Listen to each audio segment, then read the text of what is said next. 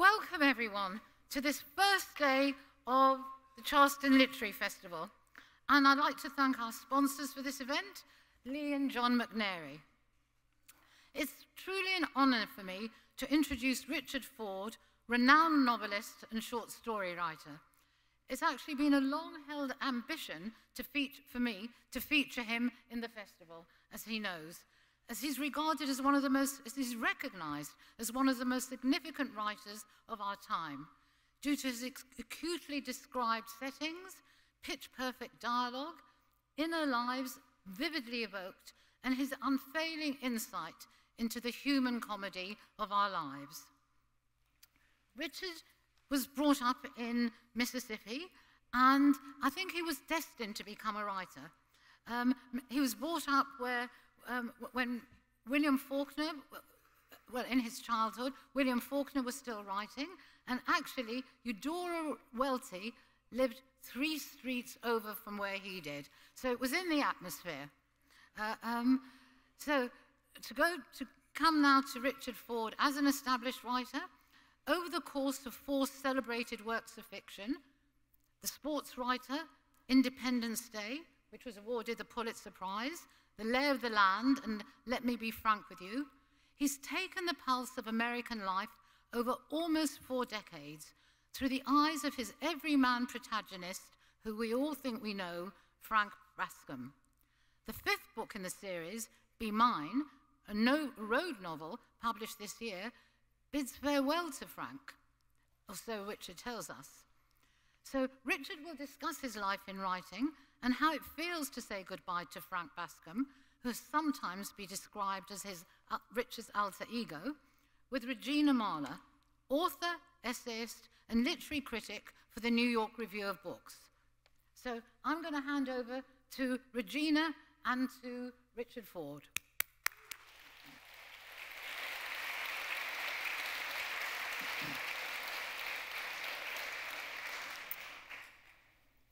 I think you'll like this. I'm going to start out with a rave review. Oh, good. Thank God. I've had it otherwise. This is from Barbara Ehrenreich's New Republic review of Independence Day. This was the 2nd of the connected novels about Frank Bascombe. Most reviewers of Independence Day have concluded that Richard Ford is one of the great writers of our time. Surely they underestimate him. Anybody who can keep the reader going through 451 pages about a holiday weekend in the life of a New Jersey realtor.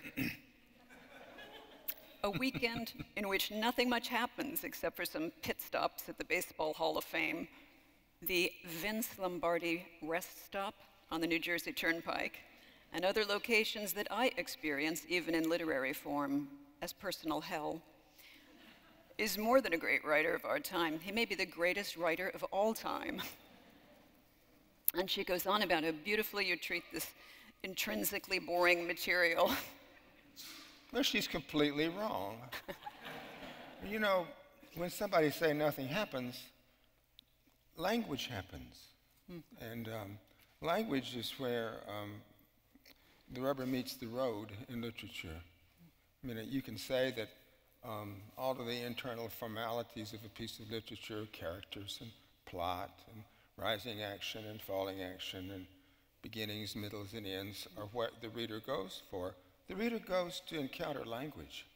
And Dennis Donahue has a wonderful line in which he says, language is where values, political values, moral values, ethical values are found in action.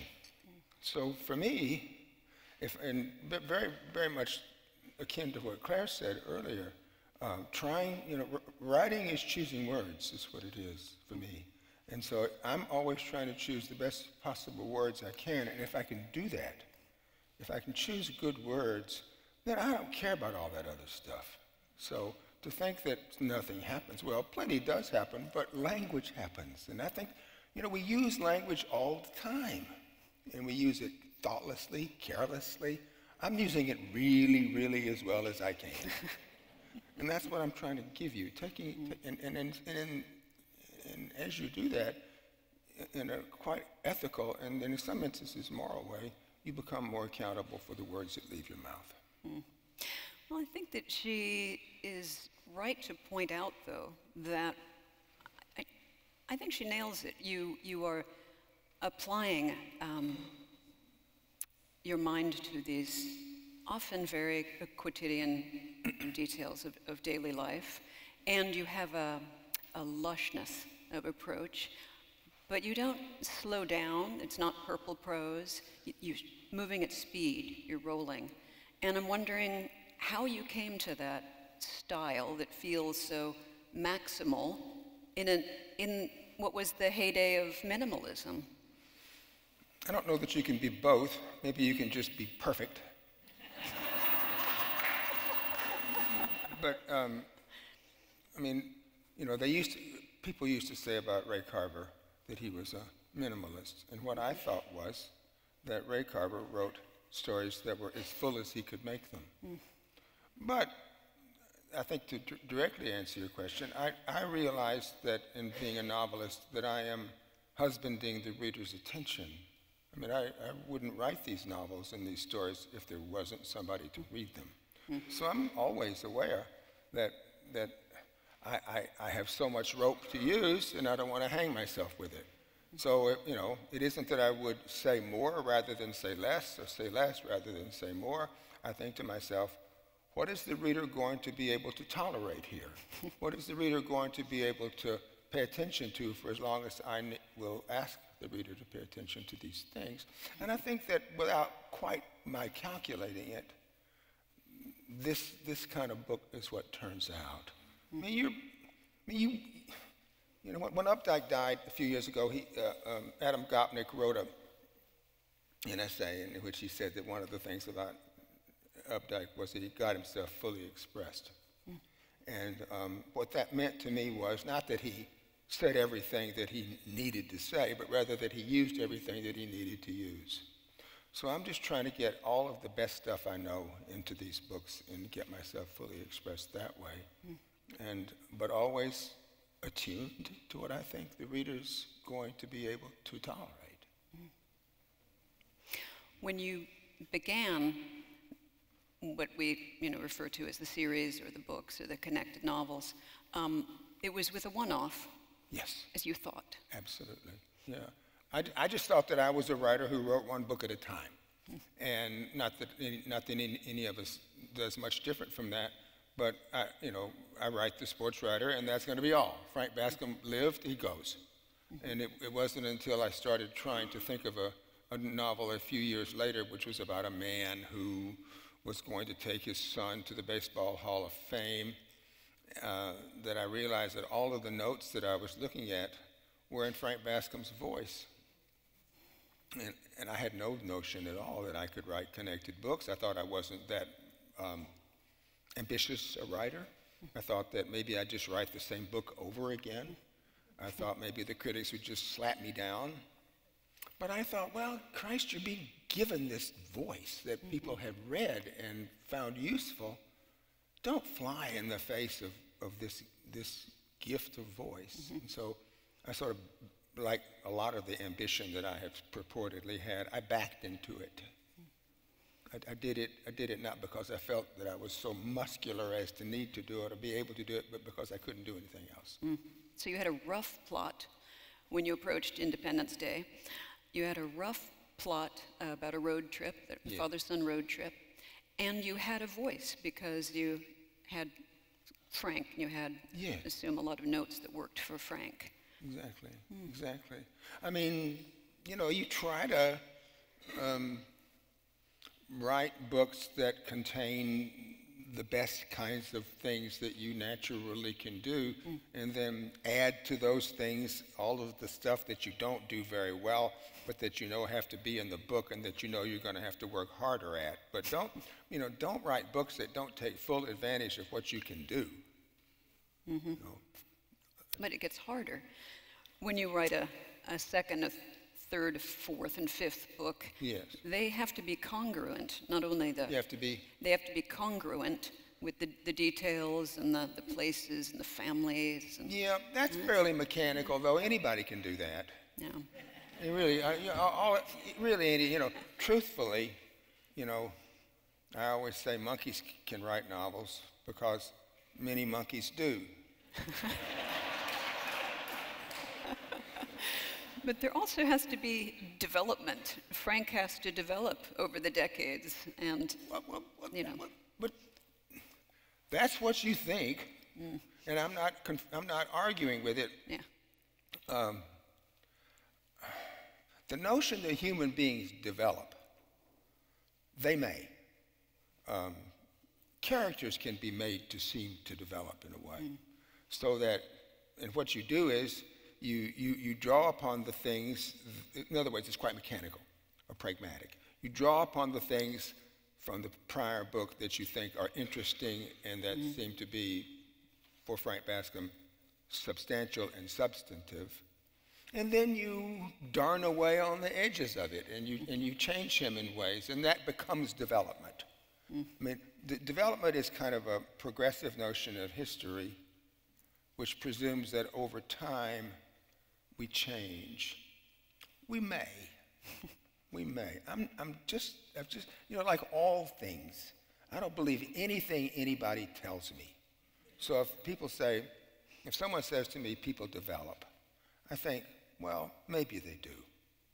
But I know when writing a literary character, I can adopt that notion that people change and people develop for the purposes of engaging the reader's conventional beliefs. I'm sorry, this is so boring. This is tedious.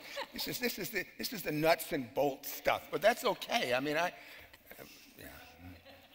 A lot of writers create rich and believable characters by building a kind of mental projection, and they say, what would Sherlock Holmes do at this moment?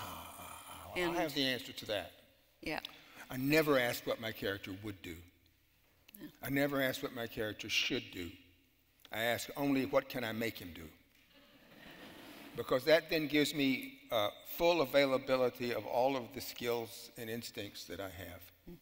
But because in general, when we ask of our friends, what should they do, what would they do, we're almost 50% of the time wrong. And that's in the degree to which we are wrong about those people that we think we know and love, and they don't do what we think they should do, they become more interesting. I mean, they can also piss us off and alienate us and betray us, but even the betrayals themselves are kind of interesting in human terms.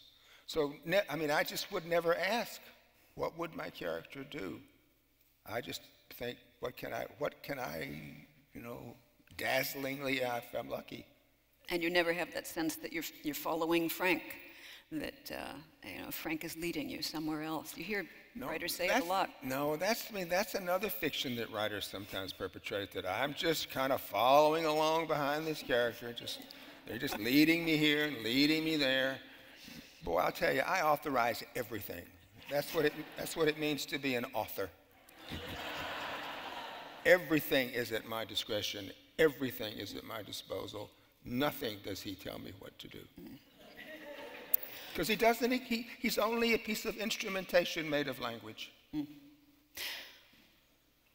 But you come to that authority through years of development, presumably. And reading, too. And reading. Reading is much more important for writers than writing. You have to read. You have to read all the time. And just immerse yourself in other people's authority. Immerse yourself in what other people can do in a non-envious way. As Claire said before, this is not a competition. We're trying to do the best we can all the time. So if we can draw some sustenance from other people's great accomplishments, great. I heard that the first novel that you properly read was at age 19, when you're working on the railroad, that you read Faulkner's Absalom. Yeah, I did. One of the most difficult novels in English, in American English anyway, of the 20th century. But, it was a great immersion, again, in language. Yeah. I couldn't follow it very well, but I could read the sentences.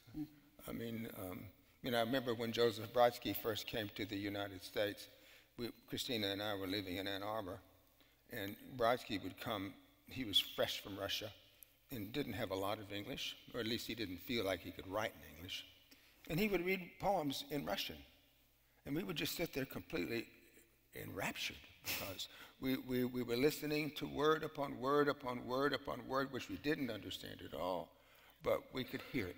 We could experience its music. So when I was reading Absalom, the things that I didn't understand, which were manifold, were in a way compensated for by just listening to those words. That could be very seductive. It's really seductive. And for me, a dyslexic kid, it was very seductive that I could read at the pace that I needed to read and still get a lot out of it, even though there would be things that I didn't understand necessarily or didn't understand well enough. But you didn't think immediately, I must be a writer, I must do this as well. No, I wanted to be a lawyer in the Marine Corps. And I joined the Marine Corps in 1964, and then lasted about 1.5 years and got sick. And then I trooped off to law school. After they got out of, I enlisted in the Marine Corps twice. They kicked me out both times because I was ill. And then I went to law school. I wanted to do everything but be a writer. And quit law school because I was in love and still in love. And so after that, I just thought, well, I failed at everything else. What have I done that I've never failed at? So I thought, try to be a writer, because I had kind of, when I was in college, you could take a creative writing course, even with all of these classes that I had, it allowed me 4 hours every week when I could not worry about tests and papers and stuff like that. I could just stay at my desk and read and write. And my teacher said to me, he said, well, toward the end of my time, he said, well, you know, Ford, he said, you could probably give a try at being a writer, but you're never going to be able to make a living doing it. You're going to have to do something else in the meantime. And so I went on to law school. And so it didn't work out either. So writing was the last thing that I hadn't failed at. It's several cast-off possible careers, yeah. I'd be surprised if that wasn't fairly typical of a lot of writers. Try this, try the more conventional routes that you could try, yeah. Did you begin with short stories, or did you begin with what would become your first novel? I began with short stories, and I was really bad at it. And I couldn't make them make sense. I couldn't make them sound good to me. So when I somehow, by some strange quirk, well, you know, all things seem like a quirk of fate and luck, University of Michigan wrote me a letter, said, you've been nominated for this foundation award, which was sponsored by the Ford Foundation. They said, we understand that you are writing a novel. And I was not writing a novel. I was living in Chicago. We were just having a good time, being young marrieds. And I thought, well, I guess if I'm going to follow through on this opportunity to go over to Ann Arbor and write a novel, I guess I better start one. So in the month between the time I got the letter and the time that I was supposed to go over to Ann Arbor and interview for this fellowship, I started writing a novel. And I took it over there with me. And by some quirk of luck, I got this great guy to interview me named Donald Hall, who was a wonderful American poet, great teacher. And he liked it. He liked these 35 pages that I brought with me, which, you know, I gave them to believe that there were many more pages beyond this, but there were no more pages beyond that. So he read them and liked them, and I got this wonderful Tony Fellowship to go over to Ann Arbor and spend 3 years, and in 3 years, you know, I wrote a novel. Wow. Yeah. So novel was the thing I guess I was a little bit like Eudora. Eudora did not want to write novels, and she was only really forced to write novels by her editor in the publishing industry. So you were actually Eudora Welty's literary executor, at least for a while. I was. How did that come about? Well, it's very funny. many things that involve Eudora are very funny because Eudora was the funniest person in the world.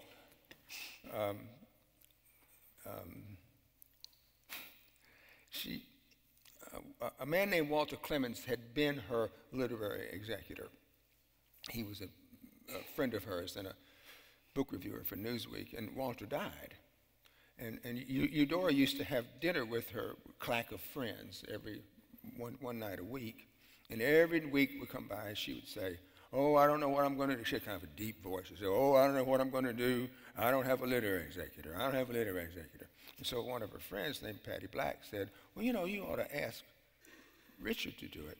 She said, "Oh, I can't ask Richard to do it," she said, "because he's too busy. He won't be able to do it." And Patty said, No, ask him. Go ahead and ask him. So she said, "Well, all right, I'll ask him." And by this time, Eudora was getting up in years, and she forgot to ask me. So the next week, Eudora was saying, "Well, I don't have a literary executor. I don't need a literary executor." Patty would say, "Well, you should ask Richard to do it." She said, "Well, no, Richard won't do it because he's too busy." And she said, "No, Richard will do it." So she said, "Okay, I'll call him." And then she'd forget. So finally, Patty Black called me, and she said, "Richard, Eudora wants you to be her literary executor, but she can't remember to call you." So that's how I became her literary executor. And the funny thing was, I tell you, they're all funny. I called her up and I said, this is when we still use the telephone. And I said, "Okay, I'm going to be your literary executor." "Oh, thank God," she said, "I can't." She said, "I hate to ask you." I said, "Well, in fact, you didn't ask me." I said, "Is there anything absolutely that you don't want to happen?" She said, "Yes, very clearly." She said, "I do not want anybody to write a biography of me." Oh, boy. And many writers say that, and for perfectly acceptable and good reasons. Who wants all that dirt turned up? But, and about a month later, she'd commissioned a biography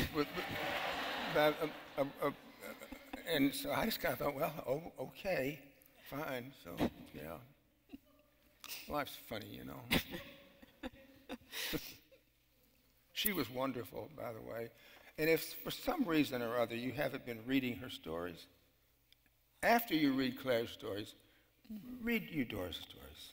They're just spectacular. And her memoir was an influence for you when you were writing your beautiful memoir about your parents, between them. Well, I'd read it. Yeah. I'd read it. It was probably an influence in the way that a lot of things can be influences, which is that I didn't want to write that.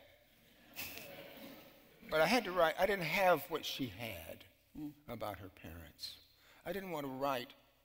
I wanted to write a literate, but not a literary memoir. And hers is quite literary. It's, you get to the end of one writer's beginnings, and she says, "You can tell that I have lived I don't know what I said. Somebody here can tell me that story. A sheltered life, but a sheltered life can be a daring life. All true daring starts from within." And it was about her. Mine was about my parents. So I really had to hew it to the line in that way, not to try to expatiate beyond the lives of my parents to be so as to talk about myself. I think you write very poignantly about the situation one is in with one's parents. You are connected to them. They, there's a link. And yet there is, as you described it, a useful mystery about their lives that you will never be able to examine. Yeah. My parents were older when they had me. They had been married 15 years. I think they thought they couldn't have children. And I think that really the truth is they didn't know how to have children. But somehow or other, they blundered into it at about 15 years in.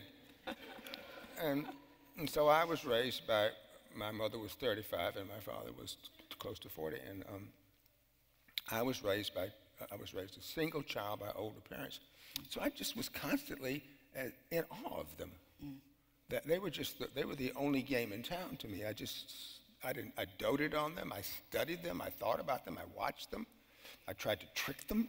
I tried to do everything I could because it was very clear to me that I as a child came between them, which is why I called it Between Them, but that their affection for each other was first. It was the thing that they cared about the most. And not that they didn't love me or that they didn't take really good care of me or weren't wonderful to me, but I thought, well, so I mean, I'm living then as a child in the presence of two people who love each other immensely. And that was the useful mystery. How is that? You know? I mean, how is it possible? Aren't I the middle of everything? No, I'm not the middle of everything. This becomes a term that Frank returns to too, the mystery. Yes. The facts are grubby and of a lower order, but with the numinous, the mystery is always to be preserved, and it's an experience of beauty in itself. You know, there's a line of Emerson, I think it's in his essay on experience, which is, nature doesn't like to be observed. And you can carry that with you all your life, that nature doesn't like to be observed. And what you kind of come away from that understanding is that we think we know why everything happens. We think we know why this is that way, and it's a kind of a defense against mystery that makes us think that. And if we can kind of open our minds and our hearts to the fact that maybe we don't know everything, that's the space that literature then occupies. It will give you some provisional idea of what causes what. But it's always a provisional idea. And so it's much more interesting to me to think of the world in terms of a question rather than an answer. And so that then, again, opens the space for literature. There's this wonderful little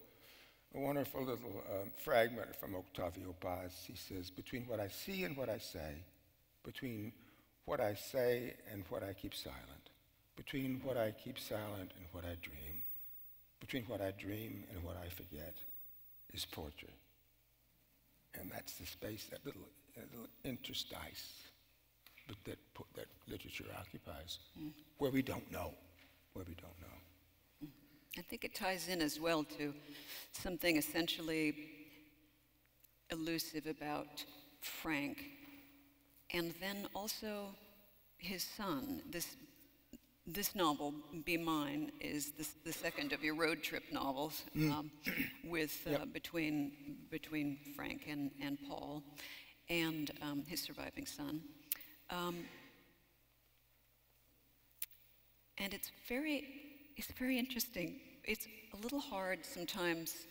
I don't want to say it's hard to love Paul, but it is hard to like him sometimes. He is a really elusive character. He won't answer a question directly. Oppositional. Abusive. Makes He's a joke. Dying of ALS. Prefers a joke to anything else. A terrible joke. Right. Yeah. Well, terrible to you, not to me. Some are good. Some are good. I mean, I have an 8th grade sense of humor, so all of my jokes I think are hilarious. Some of them are good. So it is. Frank seems to be chasing Paul a lot. He's trying to do the right thing, take care of his son, and a clear thing. Whereas before, as a divorced father who wasn't, geographically close to his children, there was a lack of clarity about what he's for as a father, what he does, what he should do, what he wants to do. Right. So it's very interesting. It's both, it's a super intense look at that relationship. And I also think that it's about loving someone who up to almost the last is not going to give you what you want. It's not going to directly meet. Not in the way you want it. Yes. That's right. It's true. I mean, the fact that Paul is not likable, maybe lovable, but not likable, or the fact that Frank may, to some readers, not be likable. I don't mean to say that I'm indifferent to that, but I don't think that's what literary characters are for. Literary characters are to be used. They are to be used in the way that readers, intelligent, thinking readers, can use characters, which is to say you have a conversation with a character in which the character says something and you hear it or you read it and you think, oh, that's baloney, I don't believe that. In other words, you use a character in that way. You use a character who she or he tells you something and you either believe it or you don't believe it and you go on, or you don't, and if a character ultimately tells you so many things that you don't believe, you close the door. You don't go there anymore. But so it's not first and foremost of concern to me that a character be likable. I mean, is Raskolnikov a likable character? Kills the old lady? No, I don't think so. But we still find something to do with Raskolnikov. Yeah. It's a different story if Paul is a completely likable character. That's right. Yeah. I mean, I'm trying in between Paul and Frank as they go across the country, bickering and chortling and laughing and getting angry. I'm trying to make the title to my book make sense. The title to my book is Be Mine, which, as we all know, is the little saying on the little heart that we give our sweethearts, our sweetheart gives us. And I thought that was the title to my book because I wanted the characters in my book to be in the process of becoming each of the others' loves. I wanted Frank to become Paul's love, and Paul to become Frank's love. So be mine. You think of it as being about some relationship between lovers. I wanted it to be about a relationship between a father and a son. So be my son. Be my father. It's also about happiness. Yeah, it is. I mean, when I immersed myself in all this raw material that I had for a year and a half without writing really a word other than in my notebook and those scraplets of stuff. And when I sat down on the day that I thought, I'm going to write the first sentence of my book today, which is probably an experience that all writers have, it's kind of a wonderful day because you haven't written anything yet, so everything is completely possible, and you know you're going to write the first sentence, and then a whole lot of things are going to become impossible and unnecessary.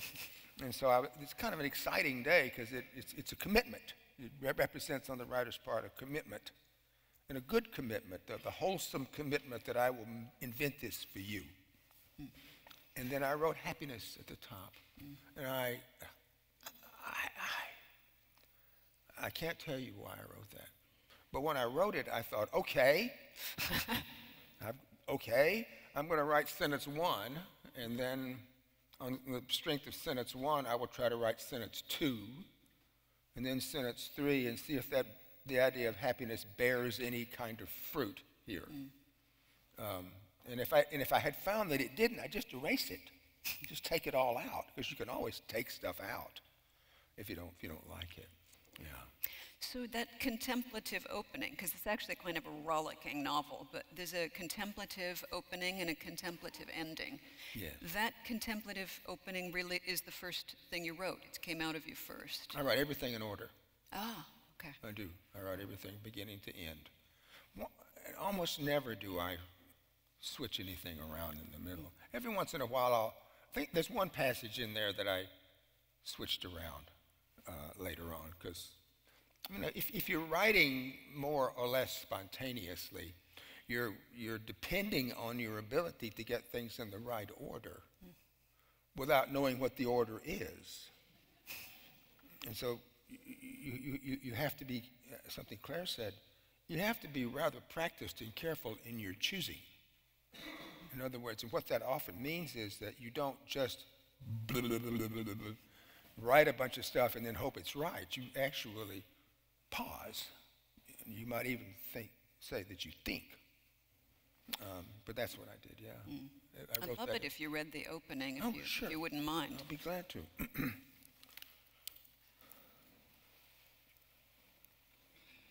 every time I put on my glasses, which I wear, I think about the old line of Jimmy Durante's. There are probably only 16 people in this room who remember who Jimmy Durante was. He would always say, I don't need these glasses, but it just gives my nose something to do. So it starts like that, happiness. Lately, I've begun to think more than I used to about happiness. This is not an idle consideration at any time in life, but it is a high-dollar bonus topic for me, born 1945, approaching my stipulated biblical allotment. Being an historical Presbyterian, not attending, not believing like most Presbyterians, I've passed easily through life observing a version of happiness old John Knox himself might have approved, walking the fine line between the twinned injunctions that say, whatever doesn't kill you makes you stronger, and happiness is whatever is not bludgeoning unhappiness. The second being more Augustinian, though all these complex systems get you to the same mystery. Do what now? This median path has worked fairly well through most situations life has flung my way, a gradual, sometimes unnoticed succession through time without anything great happening, though nothing unsurvivable, and most of it quite okay. The grievous death of my first son, I have one other, divorce twice. I've had cancer, my parents have died, my first wife has also died. I've been shot in the chest by an AR-15 rifle and nearly died myself, but improbably didn't. I've lived through hurricanes and what some might say was depression. It was mild if it was depression at all. Nothing, however, has sent me spiraling to the bottom, so that cashing in my own chips seemed like a good idea. Much quite good contemporary literature, which I read in bed, and if I angle the page right, is all about just such matters, with happiness ever elusive, but still the goal. And yet, I'm not sure if happiness is the most important state for us all to aspire to. There are statistics on these subjects. Graduate degrees, fields of study offering grants, a think tank at UCLA. Happiness apparently declines in most adults through their 30s and 40s, bottoming out in the early 50s, then sometimes starting up again in the 70s, though it's not a sure thing. Knowing what you fear in life may be a more useful measure and skill set. When asked by an interviewer, do you feel you could have been happier in life? The poet Philip Larkin said, no, not without being someone else. Thus, purely on average, I would say, I've been happy. Happy enough, at least, to be Frank Bascombe and not someone else. And until late days, that has been more than satisfactory for getting along. Recently, however, since my surviving son, Paul Bascombe, who's 47, became sick and presenting well-distinguished symptoms of ALS, Lou Gehrig's disease, though there's speculation the Iron Horse really didn't have it, but had something else, the subject of happiness has required more of my attention. So, thanks.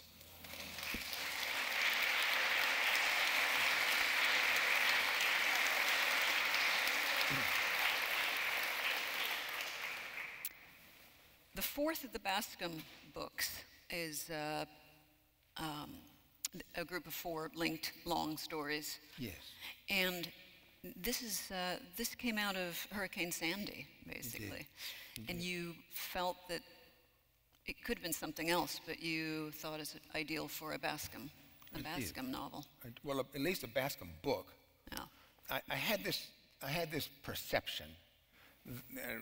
Christina and I, we were both teaching at Columbia, and we were living in Harlem, and then Hurricane Sandy came and just blew away the Jersey Shore, in essence, and a lot more too, and a lot more along the south side of Long Island, and did a lot of irreparable damage, really, and lives lost. And I realized that a lot of things that the hurricane would cause would not be perceived as causative inland. and I thought inland is where I live. Inland is inland New Jersey, where I wanted to set books. And so I thought I could make up a bunch of stories about things that the hurricane had indirectly caused, which would be in their own way real stories about real life. And if I could impute that the hurricane was in some ways causative for this, or at least influential, that I could bring new knowledge to what people think hurricanes cause. My wife is an urban planner, and she's very interested in climate change, and she's written a lot about it. And so we sort of, it's not that we think alike, but we talk a lot about what we think. And it was interesting for me to talk to her about that, what caused what. I mean, I generally think that one of the things that we go to imaginative literature for is to find out, again, provisionally, what causes what. What causes lust? What causes sadness? What causes a sense of loss? What causes elation? What causes reverie? We think we know. Convention tells us we know these things. Religion tells us we know these things. But I want to make up something else. It's my grasp of the wish to have a grasp of the new, to say, I will tell you what causes what. And for a while you thought that would be, actually, for a while you thought Lay of the Land would be the last Frank Bascombe. Well, you know, the Lay of the Land, it's got 200,000 words in it. And I thought, well, surely that's enough. And so, but it's true, I think, for me at least, and I don't know if it's true for all of my colleagues, but you come to the end of a long novel, you just think to yourself, I've used this up. I don't have any more energy for this. I don't have any more stuff for this. I don't have any more imagination for this. There couldn't be anything else beyond that. And in a way, when you think about finishing a book, that's, I feel, the way you ought, the sensation you ought to have. I can't give you anything else. And this is the best I can give you. And so, and listen, like I said about John Updike, that's the experience I have at the end of every book. There is no more. And who could ask, you know, why would you want to ask less of a novelist, but for somebody or a story writer, but to give you everything possible? Yeah. So when Lay of the Land came about, I thought, well, sure, that's it. That's it. And that's okay. That would have been fine if it had been. But then it wasn't. And it wasn't. I wrote another one, and then it wasn't, and I wrote another one. But I think now at almost 80, I'll be 80 in a month and a half or so, that's enough. You know. Do you still have the notebook, though? You carry the notebook? Right here. Right there. Yeah, never far from my notebook. Yeah. Things are going in. Things are going in, yeah. Yeah, things are going in. But I've been looking at all these notes that I made. Well, I've just come back from Germany last night at 2 o'clock. And I've been writing in a kind of note way, rough, a novel about assisted suicide, which I mean to be comic. And I had a little line in my notebook which says, Frank could narrate this. And I just scratched it through. I said, no, don't go there. But you know, I know I mentioned that bit about Larkin. Larkin said in his wonderful set of letters called Notes to Monica. I don't know if any of you care about Larkin. Larkin is one of my heroes. And someone published a long book of Larkin's letters to his girlfriend whose name was Monica Jones, I think her name was. And not her letters to him, because those all got destroyed, which is too bad. But all of his to her. And one of the things Larkin says in this, he says, you will never imagine how I wish to be able to write another kind of poem from the kind I do write. And I think that's probably a sensation all writers experience, whether they tumble to it or not. I wish I could do something different from what I am doing. And so for me, to not want to write this, if I write it at all, if I can, write this little story, which I hope is a short novel, in some other voice, in some other set of values, in some other grasp of verisimilitude, that's very attractive to me. Just because I think there are probably things that I know and that I can dream up that are not getting into the other kinds of books. That makes sense. I hope this isn't the last of Frank, although it may be.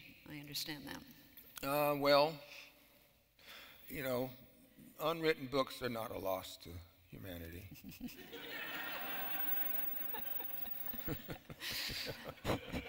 On that note, many books that get written shouldn't have gotten written, and they are a loss to humanity. I think we have time for maybe 2 or 3 audience questions. And as you heard, we'd love them in the form of a question. and friendly. Please ask with friendly questions.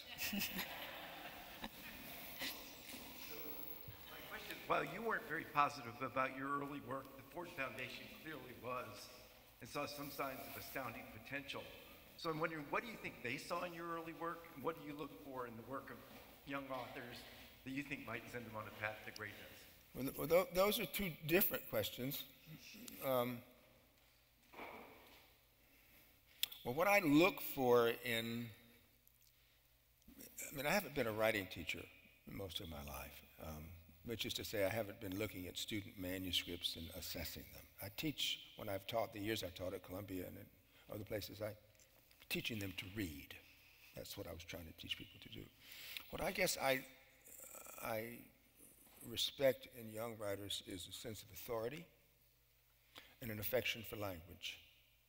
So those that they just want to, that they just feel kindred to language, that language is a medium that they feel is profound and necessary, and that they have a kind of, I was almost going to say muscularity, but that's not true. It isn't muscularity. It's just a sense of intellectual aspiration and authority.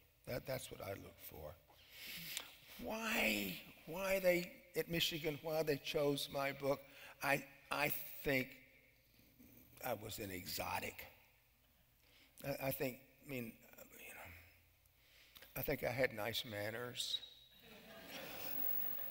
and that I came over there with a kind of a good attitude, and mostly, as is the case with so many kinds of things that you win, a prize or a fellowship or something, one person liked what I did. And that one person kind of could carry the day with the others. And that doesn't render me cynical. It's just the truth. It's very rare when somebody wins something that the whole jury says, oh my God, absolutely, give it to this guy. It's usually 1 or 2 people who like what you do, and they kind of say, I think we ought to give it to her. I think we ought to give it to him. And that's okay with me. That's okay with me. In other words, I don't think that they thought true genius here, true indelible genius. I have to be realistic about this, Yes, sir. You've lived everywhere, but do you consider yourself a Mississippi writer, a Southern storyteller? No. Not at all. No, I want to write for the rest of the world. I don't want to write just for people who kind of have the insider information. I am a Mississippian. I grew up in Mississippi. I live in New Orleans. I'm not averse to the South. But when I wrote A Piece of My Heart, which was the first book that I wrote, I thought that it would be a mold-breaking book. That here would be a book by a Southerner that would not be a Southern book. And everybody who read it and wrote about it and liked it or didn't like it said, Southern book, Southern book, Southern book, Southern book. And I thought, well, that's just not good enough. And I thought, what that proved to me was that Eudora and Reynolds Price and Faulkner and Walker Percy and Bill Styron, they'd all written everything I knew if I was going to write about the South. They had that nailed. And that if I was going to be a world-class writer, which is what I wanted to be, which is to say published all over the world and everybody can read, that I would have to find something that I could be the world's greatest expert in that nobody else could do and knew about. So at that point, I left being a Southern writer behind. Not that I have any lack of respect for the names and for the work of the people I just named. I couldn't do that. So many things that make you do what you do have to do with what you also can't do. I couldn't write about the South in any way that anybody would think is anything but post-Faulknerian or post-Styron or post-Flannery O'Connor. I just thought that's just not enough, So that's my general view. Yeah. So, and then it doesn't mean I don't like the other stuff, because I do. Walker Percy meant more to me than anybody. Yes, sir. In your latest book, you mentioned that Frank and Paul go to the Mayo Clinic. Yes, sir. How did you select the Mayo Clinic over Sloan Kettering or Farber or MD Anderson? And do you have to ask an institution like that you can use them in a book? I chose the Mayo Clinic because I had been a patient there for 20 years. And I knew the ins and outs of those buildings, and I had a real profound sense of what goes on there and how it goes on. And I also had a sense of humor about it, about just how I felt about it. And in The Lay of the Land, Frank has prostate cancer and goes to the Mayo Clinic to be treated. So there was a precedent in the prior books for where Frank might take Paul when Paul has ALS. And that was kind of a feast for me, because then I could just get the Mayo Clinic right in my lens. It was not so much in my lens in the other book, but in this book. In the answer to your question about whether or not you have to get permission to write about the Mayo Clinic, I have no comment.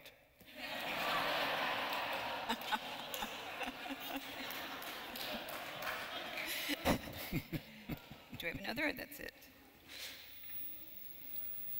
That is it. I want to remind you that this funny, engaging, and beautiful book will be available back there. And I think that Richard may be signing, if I'm not mistaken. So. And by the way, thank you all so much for coming. It's really, really a pleasure. And thank you.